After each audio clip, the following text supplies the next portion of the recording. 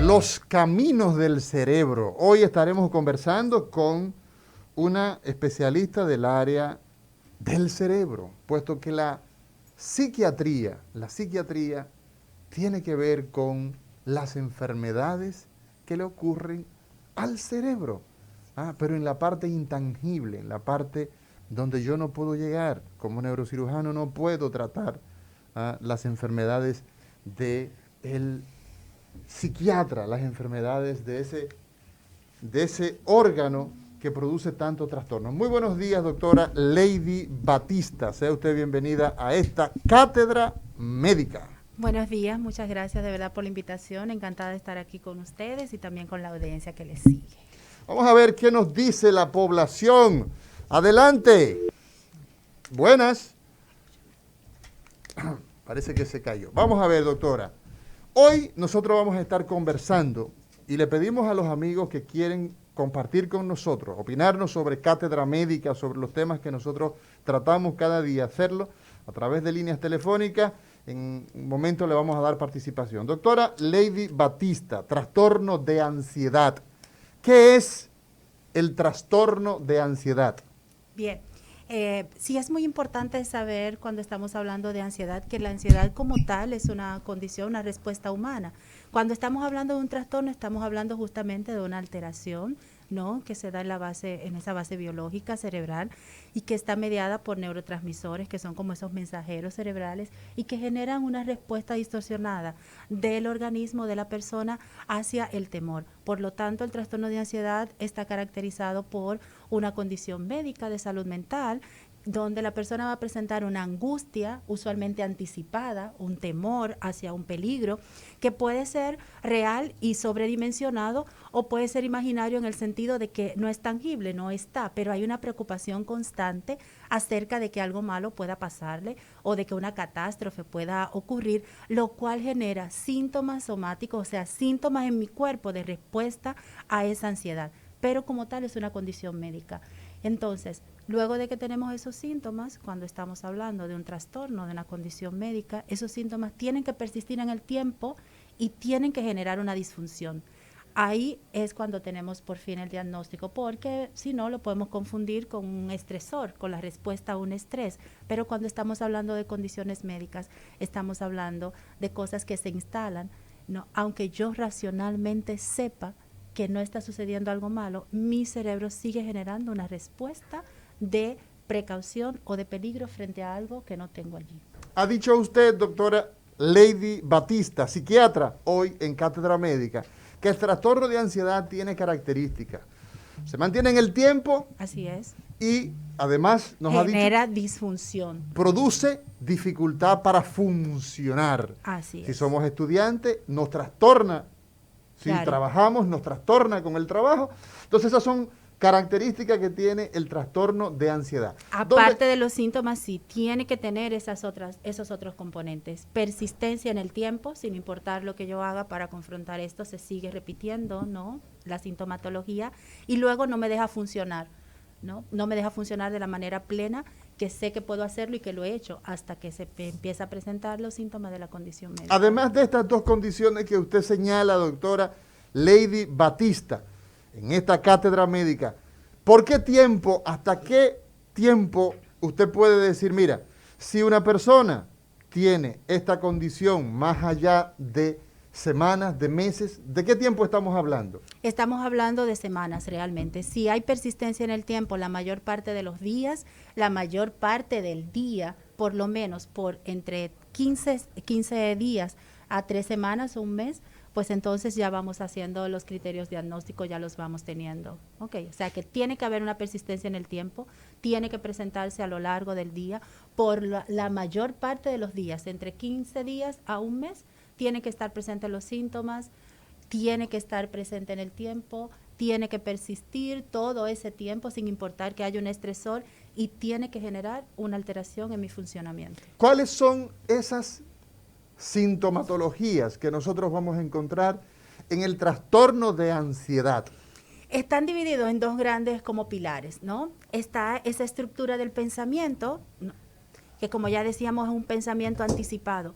yo me preocupo en exceso sobre algo que yo sé, por ejemplo, que antes he enfrentado o sobre algo que tendría que enfrentar y lo sobredimensiono. Racionalmente, y eso es algo muy importante cuando estamos hablando de ansiedad, racionalmente la persona entiende que esto es algo que puede enfrentar, pero hay un temor que lo paraliza de que algo va a salir mal, de que no va a suceder o de que todo le sale mal a la persona. Entonces, obviamente que cuando viene esa parte de nosotras primitiva de defensa, entonces se paralizan usualmente o salen corriendo del problema, que es lo que va generando las alteraciones. Así que aparte de ese pensamiento angustiante, repetitivo, que usualmente es intrusivo, o sea, la persona no lo quiere tener, pero que se repite una y otra vez, que es egodistónico, porque ¿Qué la significa persona eso, doctora?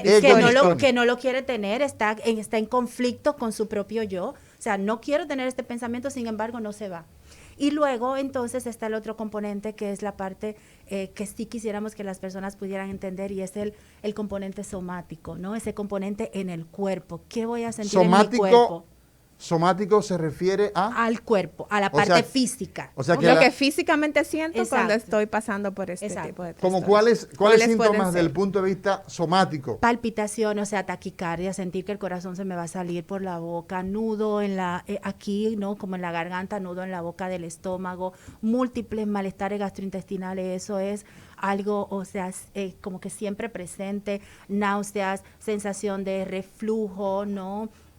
Sensación de plenitud, diarreas, pueden presentarse también dolores de cabeza frecuentes, dolor o peso aquí en la nuca, en lo que uno le dice, ¿no? La base del cuello, sensación de inquietud en las piernas, a veces de temblor.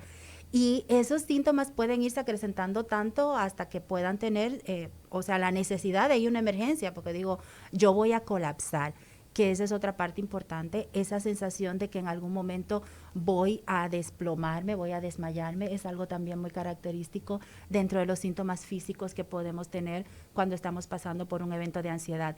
Esos síntomas físicos son los que más suelen llevar a una persona a una consulta médica o a una emergencia. Por lo tanto, a veces la persona no puede identificar qué cosas, hablando en cuanto a ese contenido del pensamiento, ¿no? Como que no puede identificar una cosa en específico, pero sí sabe que hay un malestar persistente.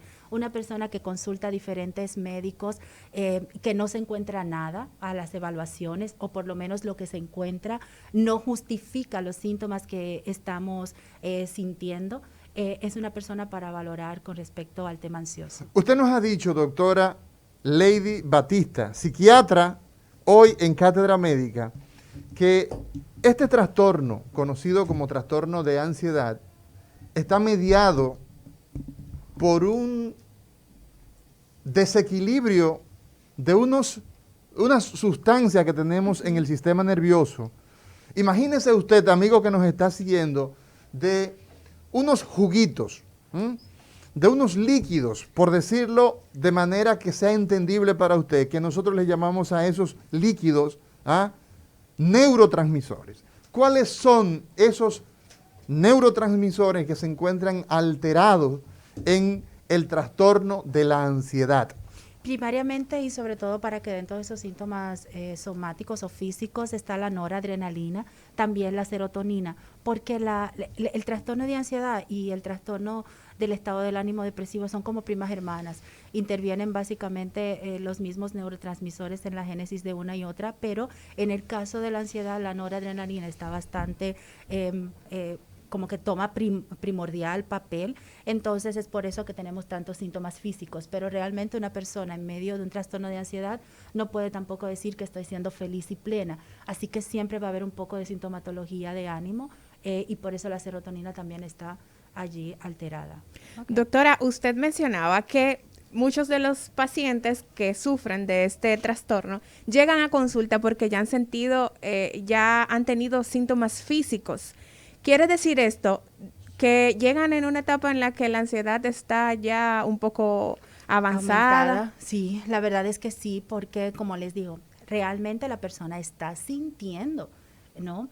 estos síntomas físicos son reales, no estamos diciendo que sean reales, son reales. Y eso hace que una persona, obviamente, que está teniendo, digamos, una persona joven que no tiene antecedentes médicos y está teniendo palpitaciones frecuentes, esa sensación, ¿no?, de ese corazón latiendo mucho más rápido, entonces dice, no va a pensar en ansiedad, dice, yo me voy al cardiólogo. Y en ese tiempo en que el cardiólogo hace todas las evaluaciones que son pertinentes, en lo que esas evaluaciones llegan, y el cardiólogo te dice, bueno, no, y a veces te pone algo para bajar los niveles de taquicardia, y tú dices, bueno, pues ya me siento un poquito mejor, pero luego continúan obviamente los síntomas, o siento que no estoy del todo controlado. La verdad es que antes de llegar a nosotros han pasado por múltiples evaluaciones, múltiples especialistas, lo que hace que el tiempo, ¿no?, de llegada, desde que se empieza a presentar la condición médica hasta llegar a nosotros, sea un poco más largo.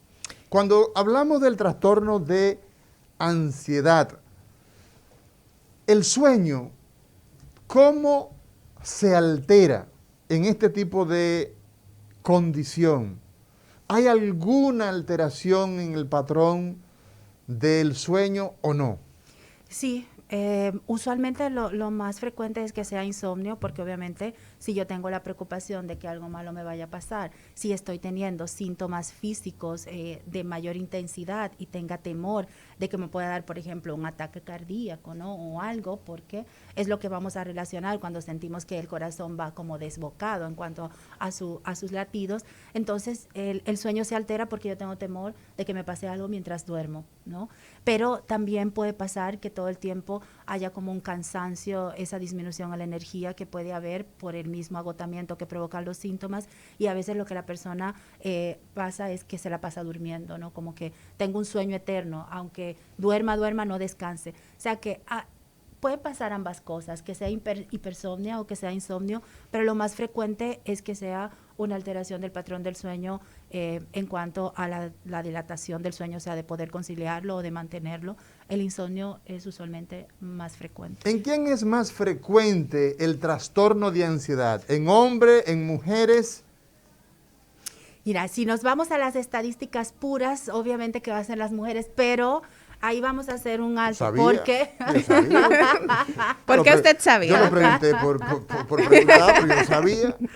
Pero la verdad es que es por algo, y es que las mujeres vamos con más frecuencia al médico, ¿no? Se cuidan más, ¿no? Sí, damos más seguimiento a unos síntomas. El hombre racionaliza mucho más, o sea, le busca una razón lógica a lo que puede estar sucediendo. No, eso fue porque yo subí, hace mucho que no hago ejercicio y por eso tenía palpitaciones.